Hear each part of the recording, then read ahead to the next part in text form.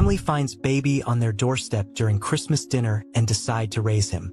Years later, they find out who left the child there and are excited. The snow fell gently outside the small suburban home of the Winthrop family in Willowdale, a town where every house was decked with Christmas lights. Inside, warmth emanated not just from the fireplace but from the laughter and conversation filling the room. It was Christmas Eve, and aunts, uncles, cousins, and neighbors had gathered for the annual dinner. The aroma of roasted turkey, baked ham, and sweet cinnamon pies wafted through the house. Ellie Winthrop, the matriarch, stood at the head of the table, holding a glass of sparkling cider. To family, she toasted, her eyes glistening with tears of gratitude. The group echoed her sentiment, raising their glasses and taking in the moment. Ellie sat down, ready to slice the turkey when the doorbell rang, a sharp chime that seemed out of place amidst the cozy atmosphere. "Expecting someone?" Paul, her husband, asked, adjusting his glasses. Ellie shook her head. "Not at all." Curious murmurs filled the room as Ellie stood, her daughter Lily following close behind. The two women made their way to the front door. Ellie opened it cautiously, the icy wind rushing in. There, on the porch, was a basket wrapped in a red blanket. Ellie gasped. Inside lay a baby, perhaps no more than a few weeks old. The child's chubby cheeks were pink from the cold, but he was otherwise serene, his tiny fingers clutching at the blanket. "Oh my goodness!" Ellie exclaimed, her hands trembling as she reached for the baby. Lily, wide-eyed, bent down to read the note tucked into the blanket. The handwriting was shaky, written on a piece of lined paper. "Please take care of him. His name is Ethan." The next few minutes were a blur of confusion, questions, and emotions. Ellie, cradling the baby, brought him inside. "We have to call the authorities," she said, though her voice cracked. "But it's Christmas Eve," Paul said gently, looking at the baby now nestled against his wife's shoulder. "Let's make sure he's warm and safe for now." Lily took charge, calling the non-emergency line to report the situation. Meanwhile, the guests gathered around Ethan, their initial shock melting into tenderness as the baby cooed and stretched his tiny hands. Ellie couldn't take her eyes off him. She knew they would need answers. Who was his mother? Why was he left here? But for now, her instincts screamed to protect him. By the time the authorities arrived, Ethan had won the hearts of everyone in the room. The officer, a kind-faced woman named Sergeant Haley, asked questions and promised to follow up. "For tonight," she said, "he'll stay in your care. We'll have more information tomorrow." That night, Ellie and Paul found themselves unable to sleep, sitting by the bassinet hastily borrowed from a neighbor. Ethan slept peacefully, his presence oddly soothing. Paul broke the silence. "Do you think this was random? Or did someone know we'd take him in?" Ellie thought back to the note and the way Ethan had been wrapped carefully in the blanket. Whoever left him, they cared. But they were desperate. As dawn broke, so did a realization. Ellie couldn't imagine letting Ethan go, not after holding him, feeding him, and hearing his soft sighs as he slept. "Paul," she said softly, "what if we raised him?" For years, Ethan remained a mystery to the Winthrops. Though the police searched, no family or clues surfaced. Yet Ethan thrived, loved deeply by his adoptive family. He grew into a curious, bright-eyed boy, always asking questions and lighting up every room with his laughter. But as Ethan's 18th birthday approached, a letter arrived in the mail. The handwriting on the envelope was eerily familiar. Ellie's hands trembled as she opened it, and her breath caught as she read the first line. "I'm the one who left Ethan on your doorstep." Ellie sat frozen in the kitchen, the letter shaking in her hands. Paul walked in, his cheerful whistling halting as soon as he saw her pale face. "What is it, Ellie?" he asked, his voice low with concern. She handed him the letter without a word. Paul adjusted his reading glasses and began to read aloud. "Dear Winthrop family, you don't know me, but I've thought about you every day since the night I left Ethan on your doorstep. I'll never forget the fear and the heartbreak I felt, knowing I couldn't give him the life he deserved. But I knew somehow that he would be safe with you. I hope he has been happy. I hope he has been loved. Please tell him I am proud of him. If you wish to know more, I will be in Willowdale next week. I've enclosed my contact information. It's your choice whether or not to reach out. Sincerely, an old friend. Paul lowered the letter, his eyes searching Ellie's. An old friend, he repeated. Do you recognize the handwriting? Or the tone? Ellie shook her head. No, but they cared enough to check back after all this time. That has to mean something. Paul leaned on the counter, glancing toward the living room where Ethan sat with his sister Lily, animatedly discussing plans for his upcoming college applications. Do we tell him about this now? Paul asked cautiously. Ellie hesitated. If we keep it from him, we're no better than whoever left him in the dark before. He deserves to know. Later that evening, they sat Ethan down. His easygoing demeanor shifted when Ellie pulled out the letter. What's going on? He asked, his brow furrowing. Ellie took his hand. Ethan, we've always been honest with you about how you came into our lives. Someone left you with us and we never knew who or why. Until now. Paul handed Ethan the letter, watching as his son's expression moved from confusion to shock, then curiosity. They want to meet me? Ethan finally asked, his voice thick with emotion. Ellie nodded. Only if you want to. It's entirely your choice. Ethan stared at the paper, his thumb brushing over the words. Do you think they're my real parents? Paul cleared his throat. Whoever it is, they felt strongly enough to reach out now. That must mean something. Lily, who had been silently listening from the doorway, walked over. Ethan, this doesn't change anything. You're still my annoying little brother. Okay? Ethan chuckled through the tension, pulling her into a quick hug. Thanks, Lil. After a long silence, Ethan made his decision. I want to meet them. The days leading up to the meeting passed in a blur. Ellie and Paul helped Ethan craft a cautious message to the contact listed in the letter, arranging a meeting at a local cafe. On the appointed day, Ethan sat nervously at a table by the window, Ellie and Paul watching from a nearby bench. The cafe door jingled, and a woman walked in. She looked to be in her late 40s, her auburn hair streaked with gray. Her eyes scanned the room before landing on Ethan. They widened, filling with tears as she clutched her purse tightly and approached. Ethan, she asked, her voice trembling. He stood, his nerves forgotten as something about her struck a deep chord within him. Yeah, that's me, she smiled, tears spilling down her cheeks. I'm Sarah. They shook hands awkwardly, then sat. For a moment, the noise of the cafe seemed to fade away. Sarah began, her voice breaking. She pulled out a tissue and dabbed at her eyes. I don't know where to start. I've dreamed about this moment for so long. Ethan nodded, his voice soft. Why did you leave me? Sarah's face crumpled, and she took a shaky breath. It's complicated. But you need to know it wasn't because I didn't love you. I loved you more than anything. Ethan leaned in, his heart pounding. Then why? Sarah hesitated, her fingers twisting the tissue. I was young. I made mistakes. But I'll tell you everything. If you're ready to hear it. The cafe seemed to shrink around Ethan and Sarah as the weight of her words settled between them. Sarah glanced at her hands, fidgeting with the tissue, before finally lifting her gaze to meet Ethan's. Her eyes were soft yet brimming with unspoken emotions. It was almost 20 years ago, she began. I was just out of high school, trying to figure out life. Your father, Daniel, and I we weren't much older than you are now. We were inseparable, or so I thought. But things got complicated when I found out I was pregnant with you. Ethan's stomach tightened. He leaned forward, hanging on her every word. Daniel wasn't ready for a baby, she continued, her voice cracking. He wanted to leave, and I couldn't convince him otherwise. I was terrified. My family wasn't supportive either. My parents made it clear they wanted nothing to do with me if I kept the baby. I felt completely alone. Ethan's hands balled into fists under the table, but his voice was calm. So, you just left me? Sarah shook her head vehemently. No, Ethan. It wasn't like that. I fought to keep you. I did everything I could, worked double shifts, borrowed money. But it was never enough. When you were born, I thought I'd figure it out. But by the time you were a few months old, I couldn't even afford food for us.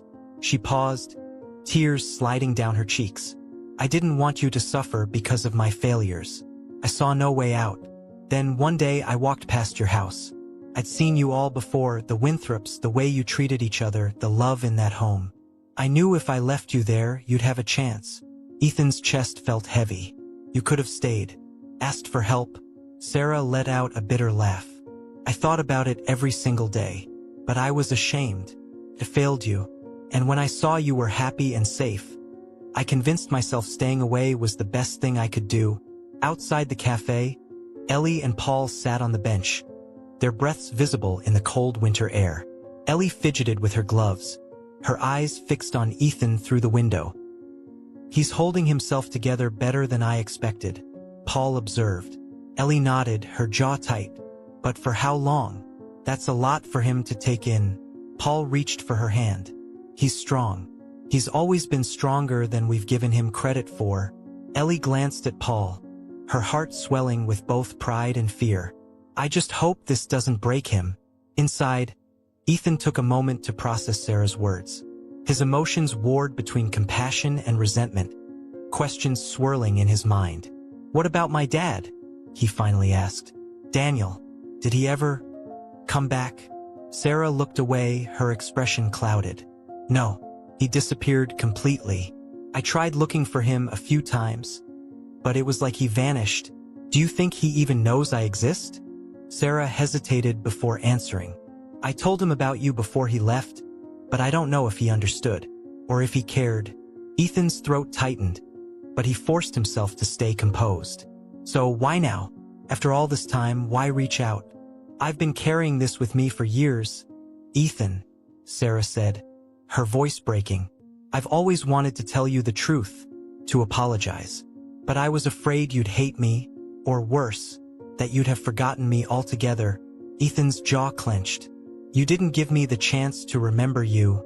Her shoulders slumped. You're right. I made the decision for you. But seeing you now, I know it was worth it. You've grown into someone strong and kind. You're everything I hoped you'd become. Ethan looked down, his emotions boiling beneath the surface. I don't know how to feel, he admitted quietly. You left me, but you gave me to the best family I could have asked for. How do I reconcile that? Sarah wiped her eyes, taking a deep breath. You don't have to decide now. Just let me be part of your life again, even if it's just in a small way. When the meeting ended, Ethan returned to the car where Ellie and Paul waited anxiously. He slid into the back seat, staring out the window. Ellie turned to face him. How did it go? Ethan didn't answer immediately. After a moment, he sighed. It's complicated. She had reasons. They don't make it okay. But they're reasons. Ellie reached back, placing a hand on his knee. Whatever you're feeling, it's valid. You don't have to figure it all out today. Ethan nodded, grateful for her steady support. Thanks, Mom. Paul started the car, glancing at Ethan through the rearview mirror. What's next? Ethan exhaled. I think I need to know more. The next few days were a whirlwind of introspection for Ethan. He couldn't shake the image of Sarah's tearful face, nor the weight of her story. Her confession had left him with more questions than answers, and one in particular gnawed at him relentlessly. What happened to his father? Sitting at the dining table one evening, he finally broke the silence. Ellie, Paul, and Lily were there, the air heavy with unspoken tension. I want to find him, Ethan said. Paul frowned. Your father? Ethan nodded, his gaze unwavering. Sarah doesn't know what happened to him, but I need to. Even if he doesn't want to see me, I have to know who he is and why he left. Ellie reached for his hand. Ethan, are you sure? It might not give you the closure you're hoping for. I'm not looking for closure, Ethan replied, his voice firm. I just need the truth. The following morning, Ethan called Sarah and asked to meet again. She agreed eagerly, suggesting they walk through Willowdale Park. The snow-covered trees created a serene backdrop, but Ethan's mind was far from calm as they strolled along the icy path. Do you know where he might have gone? Ethan asked, skipping pleasantries. Sarah pulled her coat tighter against the cold. Not exactly, but I remember he used to talk about moving to Portland. He had some distant relatives there. Do you think he even wants to be found?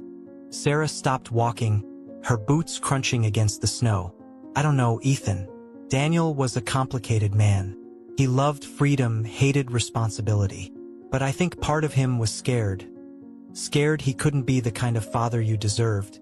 Ethan absorbed her words, his breath fogging in the crisp air. So, he just ran? Yes, Sarah admitted. But that doesn't mean he didn't think about you. People run for all kinds of reasons. Ethan looked at her, his voice laced with frustration. You both ran. Her face crumpled. You're right, and I'll regret that for the rest of my life. But at least I'm here now, trying to make things right. Ethan sighed, the anger dissipating as quickly as it came. If you have anything that could help me find him, a name, an old address, anything, please let me know. Sarah nodded. I'll look through what I have. If there's anything that might help, I'll give it to you. 2 days later, Sarah handed Ethan a battered shoebox filled with old photographs and letters.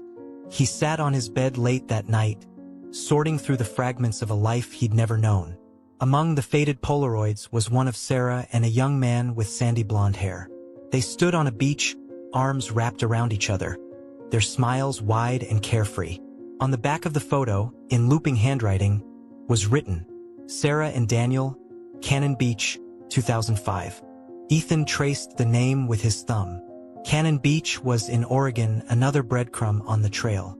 Digging deeper, he found a crumpled envelope addressed to Daniel with a Portland postmark. The next morning, Ethan showed the findings to Ellie and Paul.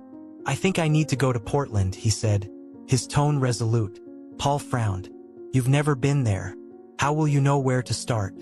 I don't, Ethan admitted. But if I don't try, I'll always wonder. Ellie's eyes shimmered with worry. Do you want us to come with you? Ethan smiled softly. No, I think I need to do this on my own. By the end of the week, Ethan was on a train bound for Portland, a mix of excitement and apprehension bubbling in his chest. Armed with the photo and the postmarked envelope, he felt both hopeful and daunted by the magnitude of his quest. Arriving in Portland, Ethan rented a small room in a hostel and spent his days scouring public records, visiting libraries, and asking questions at community centers. The process was grueling, the leads often cold, but he refused to give up. One afternoon, while poring over old city directories in the Portland Public Library, he found it. Daniel Porter, Cedar Lane Apartments, 2006. It was old information, but it was more than he'd had before. The next morning, Ethan stood outside the worn brick complex on Cedar Lane. His breath caught as he knocked on the door of the apartment listed in the directory. An older man opened the door, his sandy blonde hair streaked with gray. His tired blue eyes widened in shock. Ethan? The man whispered, as if saying the name made it real. Ethan's heart raced. Are you Daniel? My father. Daniel leaned against the doorframe, his face pale. I never thought I'd see you. The air between Ethan and Daniel felt impossibly thick, as if the weight of 18 years had settled in the doorway of the modest apartment. Ethan's heart pounded, his palms slick with sweat despite the icy Portland breeze. I didn't know if you were alive, Daniel finally stammered, his voice low and uneven. Ethan swallowed hard. I didn't even know you existed. Daniel stepped back, opening the door wider. Come in, please. Ethan hesitated, then stepped inside. The apartment was small and sparsely furnished, its walls lined with bookshelves sagging under the weight of novels and old records. A faint smell of coffee lingered in the air. Daniel gestured to the couch. Sit if you'd like. Ethan perched on the edge of the cushion, his mind racing. Daniel sat across from him, leaning forward, his hands clasped tightly together. I don't know what to say, Daniel began, his eyes scanning Ethan's face as if trying to reconcile the young man in front of him with the infant he had once known. You look just like your mother. Ethan's jaw tightened. She told me about you, how you left. Daniel winced, running a hand through his hair. I deserve that, and worse. Ethan's voice was sharp. Then explain. Why did you leave? Did you even care about me? Daniel looked down, his shoulders slumping under the weight of his son's words. I cared. I cared more than I knew how to handle. But I was a coward. I didn't think I was capable of being a father. Sarah and I were so young. And when she told me she was pregnant, I panicked enough to disappear? Ethan's voice rose, anger flaring. To abandon us? Daniel's eyes filled with regret. You're right. There's no excuse. I thought leaving would make things easier for Sarah, that she wouldn't have to deal with me on top of everything else. But I was wrong. I've regretted it every day since. Ethan's fists clenched, his emotions threatening to overwhelm him. You didn't even check on us? Not once. Daniel shook his head, his voice breaking. I was afraid that if I saw you, I'd realize how much I'd already failed you. So I stayed away. I thought it was better for you. Ethan stood abruptly, pacing the small living room. Better for me? You have no idea what it was like to grow up not knowing who I came from, wondering why I wasn't good enough for you to stay. Daniel rose too, his expression desperate. You were never the problem, Ethan. It was me. I was young and stupid, and I didn't know how to be a man, let alone a father. They stood in silence for a long moment, the words between them raw and heavy. Finally, Ethan spoke, his voice quieter. Sarah gave me up too, but she found me again. She's trying. Why didn't you? Daniel's gaze fell to the floor. I wanted to. I even came close a few times, but I didn't know where to start. And the longer I stayed away, the harder it got to imagine coming back. Ethan's anger began to cool, replaced by a hollow ache. I don't know if I can forgive you, he said honestly. Daniel nodded slowly. I don't expect you to. But if you'll let me, I'd like to try to make it up to you. To get to know you. Ethan hesitated, his emotions warring within him. I need time, he said finally. I need to think about all of this. Daniel's face fell slightly, but he nodded. I understand. If you ever want to talk, I'll be here. I won't disappear again. Ethan walked to the door, pausing with his hand on the knob. I don't know if I believe that yet, he said quietly before stepping out into the cold. That night, back at his hostel, Ethan called Ellie. Her warm voice instantly steadied him. How did it go, sweetheart? She asked gently. Ethan sighed, lying back on the thin mattress. It was intense. He's sorry, but I don't know if it's enough. You don't have to figure it out all at once, Ellie said. Take your time. And remember, no matter what, you've always got us. Tears pricked Ethan's eyes. Thanks, Mom. As he hung up, Ethan stared at the photograph of Sarah and Daniel, now creased from being carried in his pocket. He didn't have all the answers yet, but one thing was clear. His journey wasn't over. Ethan's return to Willowdale brought an odd mixture of comfort and unease. The familiarity of his childhood home, its creaking floorboards, the warm glow of the kitchen, was a stark contrast to the storm of emotions inside him. He hadn't expected to feel this conflicted about Daniel, and the tension lingered as he sat down to dinner with his family. Ellie passed him the bowl of mashed potatoes. How was the trip? It was a lot, Ethan admitted. He glanced at Paul, who was watching him with quiet concern. He said he regrets everything, that he thought leaving was better for me and Sarah. Paul frowned. And what do you think? Ethan hesitated.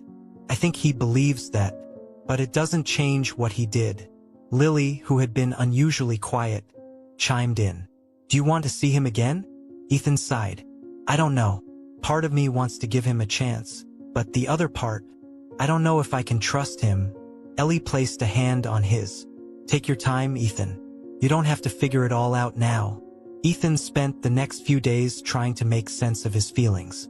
He replayed Daniel's words in his head, scrutinized his tone, searched for cracks in his sincerity. Sarah called him one evening to check in, and their conversation shifted from polite updates to a deeper discussion about the past. Your dad wasn't always like this, Sarah said.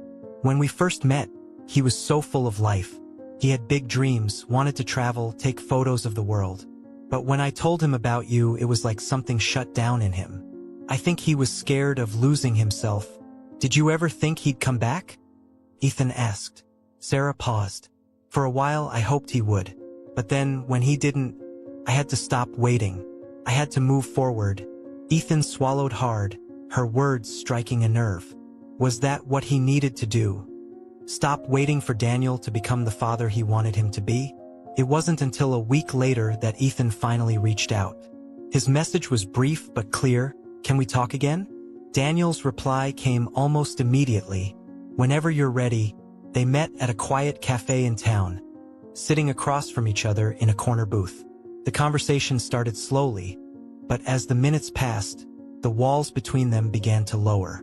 I never stopped thinking about you, Daniel admitted, but every time I thought about reaching out, I'd convince myself it was too late, that I'd only make things worse. Ethan folded his arms. And now? What's changed? Daniel looked at him, his gaze steady. I realized I was wrong. That staying away didn't make anything better. It just made me a coward. I don't want to be that man anymore. Ethan studied him, searching for signs of manipulation but finding none. You said you were scared. Of what? Of failing, Daniel said quietly. Of being a bad father. I didn't want to let you down the way I felt I let everyone else down. Ethan leaned back, his emotions swirling. You did let me down. But maybe it's not too late to fix that. Daniel's eyes widened, hope flickering in their depths. You mean that? I mean, it's going to take time, Ethan said. But I'm willing to try. That night, Ethan returned home and told Ellie and Paul about his decision. They listened without judgment, their support a constant source of comfort. I'm proud of you, Ellie said. Forgiveness isn't easy, but it's brave. I don't know if I'm forgiving him yet, Ethan admitted. But I think I'm ready to give him a chance. Over the weeks that followed, Ethan and Daniel began meeting regularly. They talked about everything, from Daniel's love of photography to Ethan's favorite constellations. Slowly, the threads of a relationship began to form, delicate but promising. One afternoon, Daniel brought an old photo album to one of their meetings. As they flipped through its pages, Ethan stopped at a picture of a young Daniel with a woman he didn't recognize. Who's that? Ethan asked, pointing to the photo. Daniel's expression shifted, a flicker of sadness crossing his face. That's Claire, my sister. Your Aunt Claire. Ethan blinked in surprise. I have an aunt? You had, Daniel corrected softly. She passed away a few years ago. I wish you could have known her. She was the best of us. Ethan stared at the photo, a strange sense of loss stirring in him. What was she like? She believed in me when no one else did, Daniel said, his voice thick with emotion. Even when I made every wrong decision, she still saw something good in me. Ethan traced the edge of the photo, his curiosity growing. I want to know more about her. Daniel nodded. Then let's make that happen. The revelation about Aunt Claire lingered in Ethan's mind long after his meeting with Daniel. It stirred an ache he couldn't quite name, a longing for the threads of family he'd never known. He sat at his desk late one night, the photo of Claire resting beside his lamp. Her smile was warm, her eyes crinkling at the corners, strikingly familiar. Unable to resist the pull of curiosity, Ethan dialed Daniel's number. It rang twice before his father's voice came through, groggy but attentive. Ethan? Everything okay? Yeah, Ethan said. I've just been thinking. You mentioned Claire. I'd like to know more about her. There was a pause on the other end, a hesitation that told Ethan this wouldn't be an easy story. Okay, Daniel said finally. How about tomorrow? Come by my place, and I'll tell you everything. The next day, Ethan arrived at Daniel's apartment to find him seated on the couch, a worn photo album on the coffee table. The air between them was heavy with unspoken words, but Daniel greeted him with a small smile. Claire was the best of us, Daniel began, flipping open the album. She was older than me by 3 years, and she always acted like my protector. Whenever I screwed up, and trust me, I did a lot, she was the one who had my back. Ethan leaned forward, captivated as Daniel traced his finger over a photo of a young Claire holding a toddler, Daniel himself. She always believed in me, even when I didn't believe in myself, Daniel continued. When Sarah got pregnant, Claire was the first person I told. I was scared, and I expected her to lecture me. But instead, she said, "You'll figure it out, Danny. You'll be a great dad." Ethan's heart clenched. "So what happened? Why didn't she step in when you left?" Daniel's expression darkened, guilt flickering in his eyes. "She tried. She begged me to stay, to face my responsibilities. But I was stubborn. I pushed her away, told her to mind her own business. After I left, I didn't contact her for years. By the time I tried to reconnect, it was too late." Ethan frowned. "What do you mean?" Daniel's voice dropped. "She passed away in a car accident. I didn't even get to say goodbye." The weight of the confession hung between them, and Ethan struggled to find the right words. "I'm sorry," he said finally. Daniel looked at him, his gaze filled with a mixture of gratitude and sorrow. "You remind me of her, you know. She had this way of cutting through people's defenses, seeing them for who they really were. You've got that same fire." Ethan didn't know how to respond, so he simply nodded. For the first time, he saw Daniel not just as the man who had abandoned him, but as someone who had been deeply flawed, deeply human, and deeply hurt. That evening, Ethan shared the story with Ellie and Paul. Ellie's hand flew to her mouth as Ethan recounted the part about Claire's faith in Daniel. "It sounds like she would have loved you, Ethan," Ellie said softly. "And you would have loved her." "I think so too," Ethan admitted. "It's weird. I feel like I'm grieving someone I never even met." Paul nodded knowingly. "That's the power of family, son. Even the ones you don't know leave a mark on you." As Ethan processed those words, his phone buzzed with a text from Sarah. "Hey, I've been thinking about you. How's everything going with Daniel?" He hesitated before replying, "It's complicated, but I'm learning a lot." Over the next few weeks, Ethan and Daniel grew closer. Their conversations grew more open, the initial awkwardness fading into a tentative rhythm. Ethan learned about Daniel's struggles with anxiety, his dreams of becoming a photojournalist, and his regrets about how his choices had hurt Sarah. But the biggest revelation came on a quiet Saturday afternoon. Daniel invited Ethan to his apartment for lunch, and as they ate, he set a small leather-bound book on the table. "This was Claire's journal," Daniel said, sliding it toward Ethan. "I found it after she passed. I thought maybe you'd want to read it." Ethan stared at the journal, his pulse quickening. "Are you sure?" Daniel nodded. "She would have wanted you to have it." That night, Ethan sat cross-legged on his bed, the journal resting in his lap. He flipped to the first page, Claire's handwriting neat and deliberate. June 15th, 2005. "Danny's in trouble again. He told me Sarah's pregnant. I'm worried for them, but I believe in him. He's got a good heart. He just needs to find it." Ethan read for hours, piecing together a portrait of a woman who was fiercely loyal, brutally honest, and endlessly compassionate. But one entry near the end stopped him cold. October 3rd, 2006. "I keep dreaming about the baby. Ethan, I know Danny's scared, but I feel like I need to find a way to keep him connected to his son. It's not too late for him to turn things around." The journal closed with no resolution, Claire's final thoughts frozen in time. Ethan clutched it to his chest, tears slipping down his cheeks. Somehow, even after all this time, Claire's love had reached him. Ethan stood in his room, staring at the photo of Aunt Claire. Something about her smile, the warmth, the kindness, felt familiar, almost like a missing piece he hadn't realized was absent. He decided he needed to know more. The next day, Daniel arrived with a small leather-bound journal. "This was Claire's," he said, handing it to Ethan with reverence. "I found it after she passed. She wrote about a lot of things, including you." Ethan's hands trembled slightly as he accepted the journal. "She wrote about me?" "She did," Daniel said. "Even though she never met you, she believed in you. I think she always hoped we'd find a way back to each other." Ethan spent the evening poring over Claire's words. The entries painted a vivid picture of a woman full of life and fierce loyalty. But one passage stood out. "Ethan's out there somewhere, and I know he's going to grow into someone extraordinary. I just hope Danny can see that someday." Ethan closed the journal, his chest tight.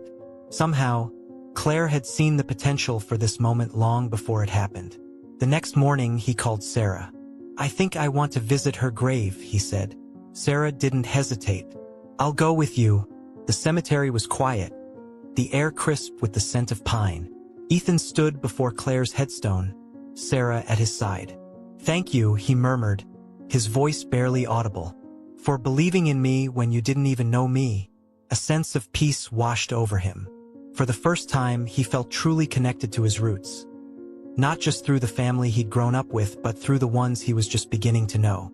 Ethan's visit to Claire's grave lingered in his mind, her presence now a silent thread woven into the tapestry of his identity. It was a quiet evening at the Winthrop house when Ethan shared the experience with Ellie, Paul, and Lily. She wrote about me in her journal, Ethan said, his voice soft but steady. She believed in me even though she never met me. It's strange, but comforting. Ellie reached across the table, squeezing his hand. She sounds like someone who would have been proud of the man you've become. Paul nodded. And it sounds like she saw something in Daniel, too. Maybe she's part of the reason he's trying so hard now.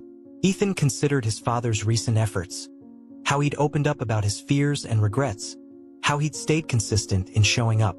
Maybe, Ethan admitted, it doesn't erase what he did, but I think I can see what Claire saw in him. Lily leaned back in her chair, a small smile playing on her lips. I think it's okay to let people surprise you, Ethan. He gave her a playful shove. I'll keep that in mind, wise one. But even as laughter returned to the table, Ethan couldn't shake a sense of unfinished business. There was something he hadn't yet addressed, something buried deep in his heart, and he knew it was time to face it. The next afternoon, Ethan met Daniel at their usual spot by the lake. Winter's chill had begun to thaw, and the first hints of spring peeked through the frost-covered grass. I need to ask you something, Ethan began, his tone serious. Why didn't you fight harder for Sarah and me? Daniel's shoulders tensed, but he didn't shy away from the question. I've been asking myself that for years, he admitted. When Sarah told me about the pregnancy, I panicked. I thought I'd ruin everything for you both. So I ran. But even after I left, I could have come back. I should have come back. I let fear and shame stop me. Ethan studied him, searching for traces of dishonesty but finding none. And now, Daniel's voice softened. Now I know I was wrong. I thought I was protecting you by staying away, but I was only protecting myself. I can't change the past, Ethan, but I can choose to do better now. If you'll let me. Ethan let the words settle, the ache in his chest easing slightly. I don't think I'll ever fully understand why you left, but I think I'm ready to stop holding it against you. Daniel's breath hitched. Does that mean? It means we start fresh, Ethan said, but it's going to take work. From both of us. Daniel nodded, his eyes glistening. I'll do whatever it takes. As weeks turned into months, Ethan and Daniel worked on rebuilding their relationship. They bonded over photography, stargazing, and shared memories of Claire. Sarah became a steady presence in their lives, her own connection with Daniel cautiously mending. One evening, as they all sat around the Winthrop's dinner table, Daniel included, Ethan felt something he hadn't expected. Wholeness. The fractures of his past had begun to heal, not perfectly, but enough to give him hope. After dinner, as the family lingered over coffee and dessert, Ellie raised a glass. To new beginnings, she said, her voice warm. To family, Ethan added, meeting Daniel's eyes. For the first time, he felt the word family extend beyond the walls of his childhood home. But just as life seemed to settle into a new normal, a letter arrived in the mail, postmarked from Portland. Inside was a single piece of paper, and as Ethan read the words, his heart raced. Dear Ethan, if you're reading this, it means I've been thinking about you. I'd like to meet Daniel's mother. The letter from Daniel's mother, addressed to Ethan, was like a spark to a fire he thought had settled.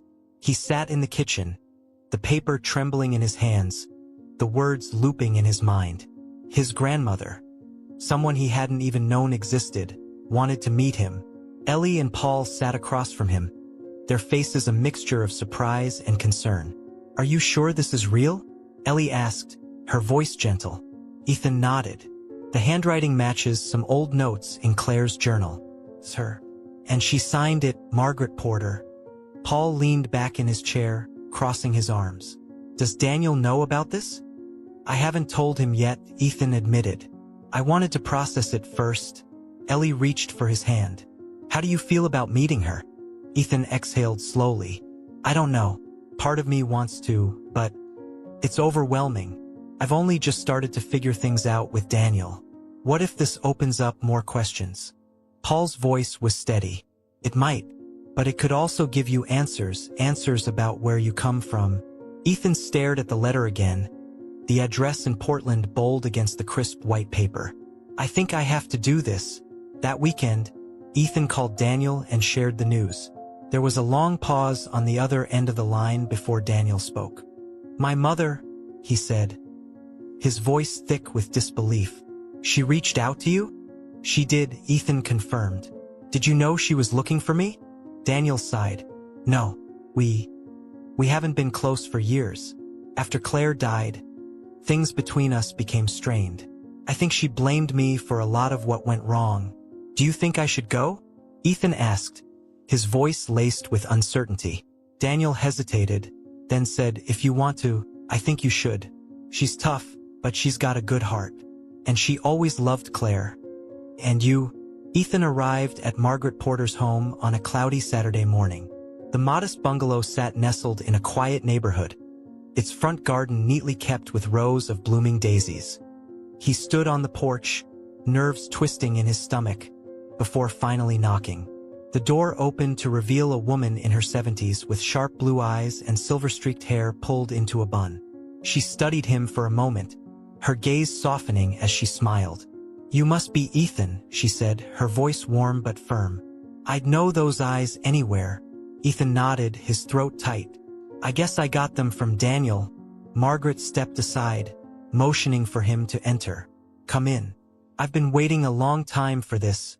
The living room was cozy, filled with photographs and mementos.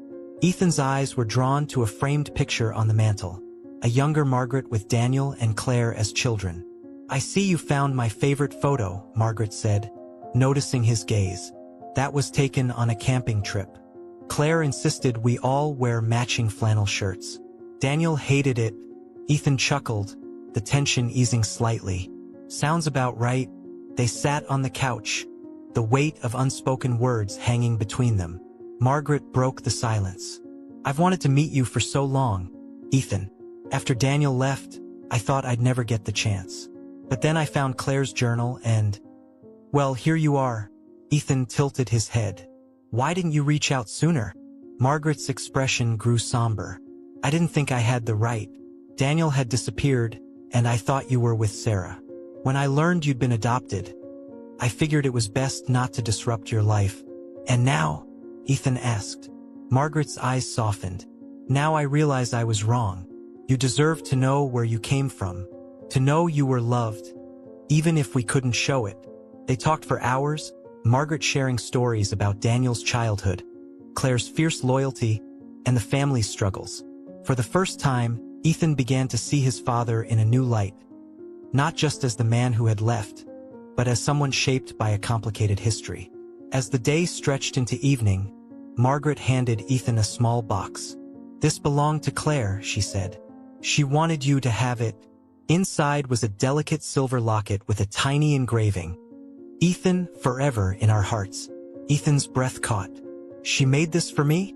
Margaret nodded, her voice thick with emotion. She had it made before she passed.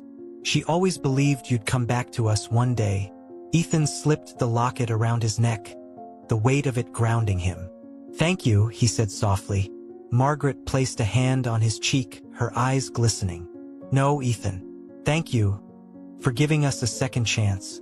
Back in Willowdale, Ethan returned to the Winthrop home, where Ellie, Paul, and Lily waited anxiously. He shared every detail of his meeting with Margaret, showing them the locket and recounting the stories. I feel like I found another piece of myself, Ethan said, his voice steady. But it's made me realize something. Ellie leaned forward. What's that?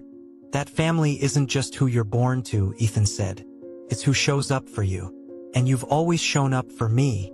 Ellie's eyes filled with tears as she pulled him into a hug. You'll always be our son, Ethan. No matter what, as the family embraced, Ethan felt a profound sense of peace. His journey had been long and winding, but it had brought him home, to a place where love, in all its forms, would always be enough. The end.